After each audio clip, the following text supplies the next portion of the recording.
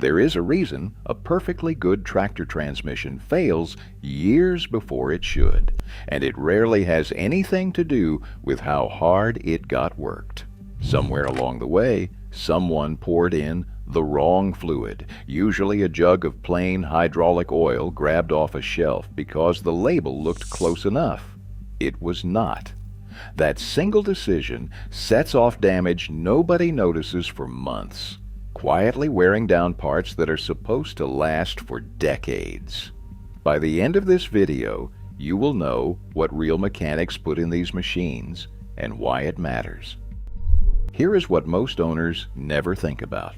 A car keeps its transmission fluid, its brake fluid, and its power steering fluid separate, each built for one job. A tractor does not work that way. The transmission, the hydraulics, the wet brakes, and often the power steering all share one tank and one fluid. That fluid has to do 4 jobs at once. One of the hardest jobs is keeping the brakes smooth, and tractor brakes usually sit wet, needing a friction modifier just to engage without grabbing. Without it, you get brake chatter, a rough shudder in the pedal that builds slowly. There is no dashboard light for this. The first sign is just an annoying feeling under your foot, easy to shrug off for months. It gets worse from there. These shared systems typically run a basic filter, rated around 25 to 75 microns, built to protect the pump from big debris, not scrub the whole system clean. So when the wrong fluid starts wearing down your gears or your brake material, those particles do not stay put. They circulate through the transmission, the hydraulics, and the brakes. It is not a leak and not a bad filter. It is the hidden cost of the wrong fluid moving through every part of the machine. A mistake that started in the brakes becomes a whole system problem over months. It never stays a one-time mistake. This pattern shows up again and again on tractor forums. The loader starts lifting slower than it used to. The natural guess is that the oil is too thick, so a thinner fluid should speed things back up. Nothing improves, so the guessing continues. Maybe it is the pump. Maybe it is a bad valve. Maybe the brand does not hold up anymore. All of that gets chased down before anyone checks the spec in the manual, something like APIGL-4 ISO VG 3246. It is a code, not a product name. If you have ever chased a strange tractor problem for weeks, only to find out later it was the fluid the whole time, you are not alone. And if you want more of these real, sourced breakdowns before you spend money on the wrong fix, go ahead and subscribe now. Here is why this actually happens, and the reason is more interesting than you would expect. Plain hydraulic oil, the kind labeled AW46 or AW68, is built correctly for machines like log splitters and shop presses. Those machines only move fluid to create pressure. They have no wet brakes at all, so that oil is made on purpose without friction modifiers, since the machine it was built for never needed them. It is not a cheaper or weaker version of tractor fluid, and it is not defective in any way. It is a completely different product, correctly engineered for a different job. Pour it into a log splitter and it will work exactly as intended for years. Pour it into a tractor with wet brakes, and that same correct engineering becomes the problem because the brakes were never part of the plan. The mistake happens the moment someone assumes hydraulic oil is hydraulic oil, no matter what machine it ends up in. It gets worse than that. For decades, a fluid known simply as 303 sat on store shelves as a cheap, all-purpose tractor fluid. Plenty of owners bought it because it was the cheapest option around. The specification behind it was actually retired back in 1974. That means no real testing standard has backed that label for over 50 years. Manufacturers stopped requiring it, but nobody stopped selling it.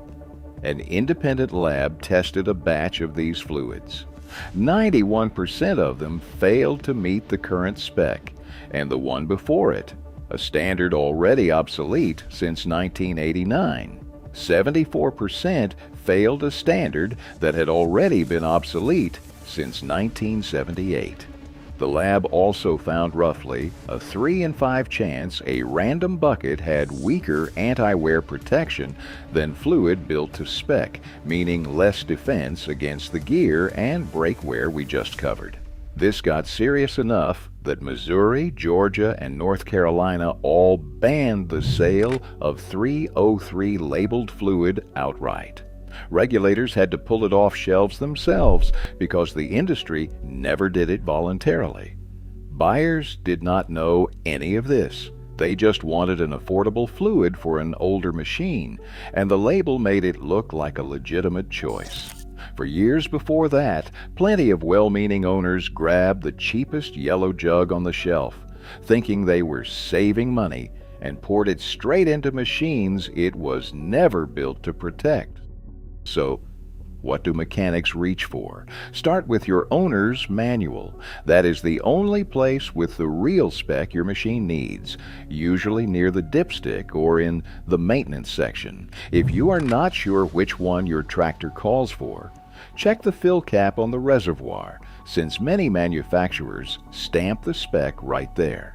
If your manual calls for a universal tractor fluid, look for one rated to the current J20C standard. The benchmark modern fluids are built to meet. Mobile Fluid 424 is one of the most trusted options in that category, widely used because it controls wet brake chatter and holds up well in hydrostatic drives.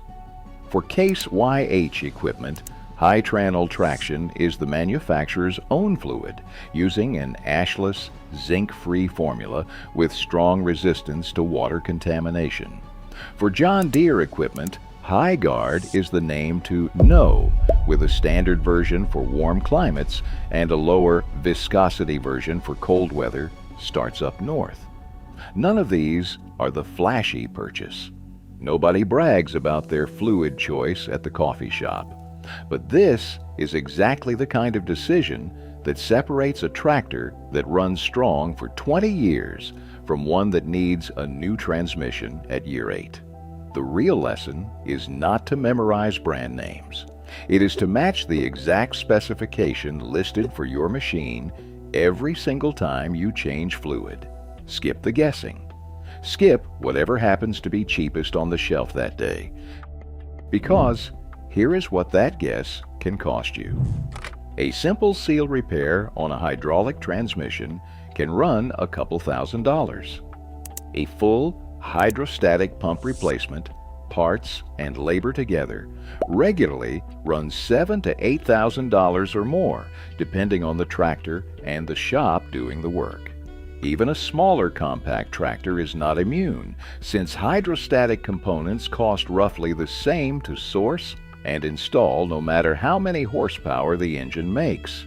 Compare that to the cost of the correct fluid, often a few $100s or less for a complete service, and the math is not even close. That is a brutal number for a problem that often starts with something as small as pouring in the wrong 5-gallon jug because it happened to be on sale and the label said hydraulic. Spend a little more up front on the right fluid, and you never have to find out what that repair bill actually looks like.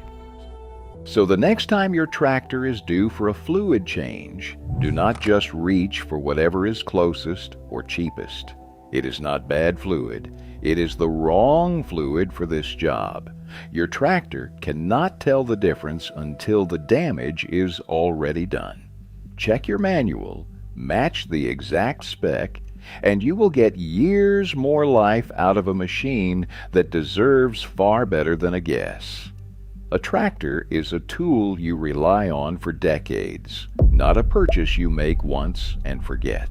The fluid is one of the cheapest ways to protect that investment. That is the difference between an owner who gets lucky and an owner who actually knows what they are doing. If this saved you from a mistake or one you have already made, hit subscribe, because there is a lot more real tractor truth like this coming. Comment below with the fluid you are running now. I want to hear it. Take care of your tractor, and it will take care of you.